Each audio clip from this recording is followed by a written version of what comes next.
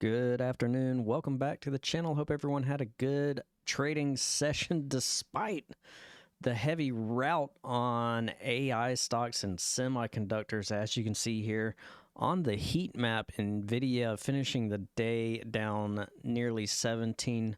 Broadcom also down about 17%. Names like MU, AMD all down about 6%. And you can see too that some of the major tech players as well, such as Google and Microsoft, also finishing in the red, and Oracle down nearly 14%. So definitely a tough situation that we've seemed to have found ourselves in as the US AI industry comes to grips with new Chinese competition from the new AI startup called DeepSeek. So pretty interesting stuff. And, right now, just for some context, training some of these AI models is incredibly expensive, especially, OpenAI, Anthropic, Meta's AI, they all have been spending hundreds of millions of data just on computing. And they also need huge data centers and thousands of expensive GPU processors from NVIDIA and the likes. And it's almost like you also need its own power plant and ecosystem just to run these AI centers. And then over, last week or so, we get this new one called DeepSeek, and they've just kind of thrown all that in like NVIDIA's face. Any AI player that's just flooding the market with hundreds and hundreds of millions and billions of spending. And DeepSeek comes in and says, hey guys, we just did this for $5 million instead. And you would think it wouldn't be like a good model, but it's actually a fantastic model. It matches and even beats and competes with GPT-4 and Claude, and on multiple tasks. And the whole AI world is just, this little Scooby-Doo voice or whatever. It's just we're having to rethink everything from the ground up, and it's like DeepSeek came out and was like, we can do this for a lot cheaper, a lot less memory, a lot less energy, way less money from training costs. From 100 million we can do it in 5 million, compared to GPUs where GPT's using upwards of 100,000, they can do it in 2,000. The API cost is 95% cheaper, and in fact DeepSeek can run on gaming GPUs instead of the data center hardware. And the thing is, this code too, it's also public. You can go out there, it's open source, you can go up to GitHub and download it and play with it and all that kind of good stuff. And for NVIDIA, this is kind of scary because their whole AI model is built on selling these super expensive GPUs with outrageous margins. And yeah, NVIDIA is taking it on the chin. So the implications of this could be huge. So it's going to be an interesting ride as we continue to understand the consequences, or how much of an impact this is going to actually be as far as the AI situation and semiconductors altogether. But with all that being said, I want you to take a look at this heat map and realize not everything out there was doom and gloom today. We can see that consumer staples got a nice little bump to the upside. Walmart did really well. Costco, Amazon had a nice day. Even Meta had a pretty good day, but Meta has earnings coming up. We want to pay attention to that. Home Depot had a great day. Financials, a little bit mixed, but overall still pretty good. Burke B up 2.5%. Bank of America up over 1%. Healthcare names and just the healthcare services in general. Lilly up nearly 3%. Johnson & Johnson up 4%. Consumer staples, Pepsi, Coke, McDonald's, all those guys up nicely. Names like Visa and MasterCard, those all did fine. Verizon, T-Mobile, Uber, Exxon, Procter & Gamble, Philip Morris, smoke them if you got them. These all did fine. So maybe some rotation into some of the safety, but for the most part, the market seems to be just fine. And we can actually come over here. Let's see. Let's pull up this instead. As you can see here, the NASDAQ had a nasty little start, flushed all the way down to about 20,700, and we did recoup some of that up to about 21,290, and we seem to be basing around this hourly 21 EMA here. So we want to continue to pay attention to that.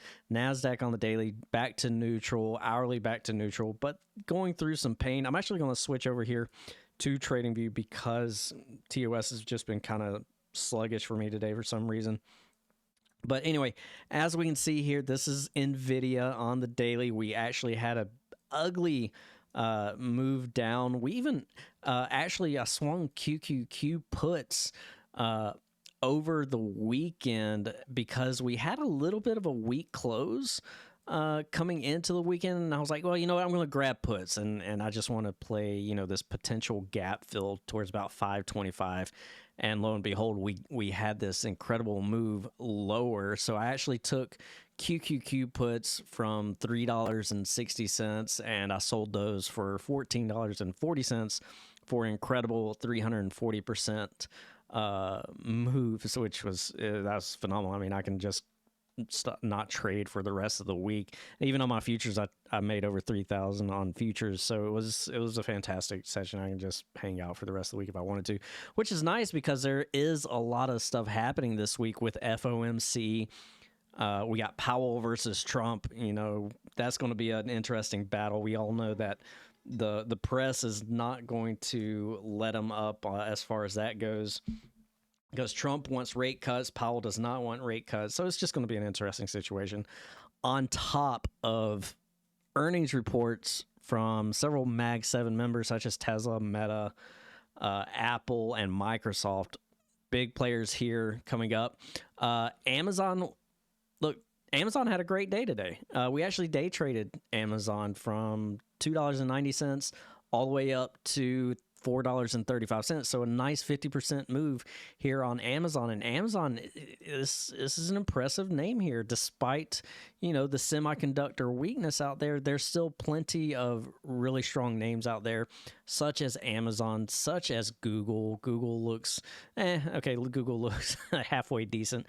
It's in an interesting zone. We're still at this 190 level, which is we've been flirting with really since middle of December, and we just haven't really had, you know, a significant breakup or breakdown. So we'll continue to monitor that. Of course, Google doesn't have earnings this week. They have earnings in the following week, but, you know, you get the drift. Meta, of course, has earnings this week, all-time highs still. So again, you know, not everything's crazy. JP Morgan, another good name. You've had names like Roblox continues to be a power horse. PayPal continues to look good. Starbucks looks good.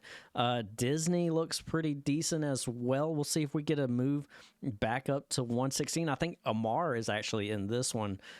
So if you're in, you know, if you like Amar and his plays, he's in this one, I do believe. You got names like 3M. I mean, look at this. I mean, there are plenty of quality names out there that are just screaming to move higher despite the overall weakness within the semiconductors. And yeah, we'll see if this was a huge volume to the downside for semiconductors. If we take a look at VIX, yeah, VIX had a nice spike to about 22.5, but look where it closed. It closed back down at 17. The Dow, look at here. Look at the Dow. The Dow is looking good. Of course, the Dow is mainly composed of, healthcare, financials, and anything that's not major tech out there. So the Dow continues to look pretty darn impressive.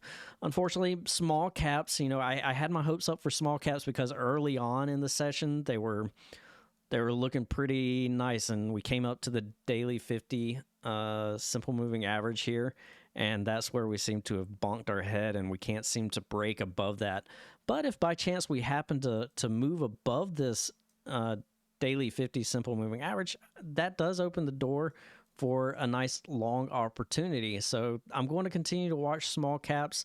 I definitely want to continue to keep my eye on Dow components. Even Boeing had a pretty decent day. It closed down at the lows, but still holding structure and all that. So we'll continue to watch that one as well. Lulu also continues to look good here. It's got a nice daily squeeze. Again, it has the opportunity to break above 418, 419, 420. And once you get above that, there's this pretty significant gap up to about 470. Of course, this gap doesn't have to fill all the way, but I mean, even if it does go all the way to like half gap, you're talking about a move to about 440, 450, give or take.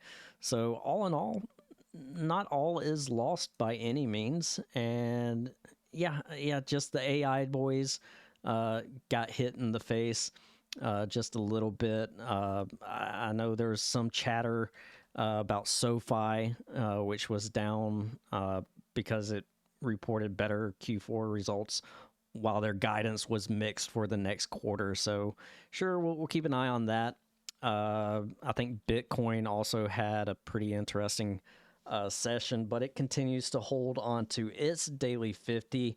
And of course, you're going to get some interesting moves off of like Coinbase and MSTR, which could be, a riskier play. But yeah, we'll just have to see how the market continues to digest some of these semiconductor news and just exactly what the major impact is of this Chinese DeepSeek AI program is going to be like.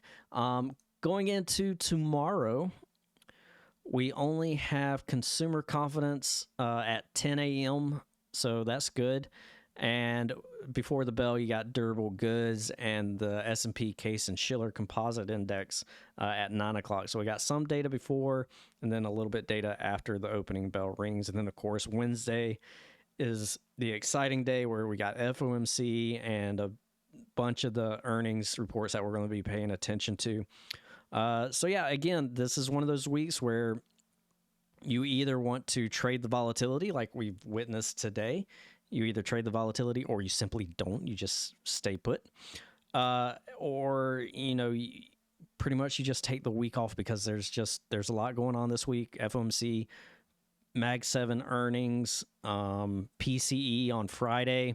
There's just a lot going on. And I advised this last night during our Sunday night prep that this was one of those weeks where you either want to take it easy or you just don't want to trade at all and you want to come back. So that's still my key warning as we continue to progress through this week. But do what's best for you and what's best for your account and your mental approach as well.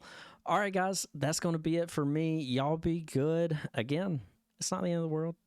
There's still a lot of good names and good setups out there, and we will keep it going. All right, guys, take care. See you tomorrow.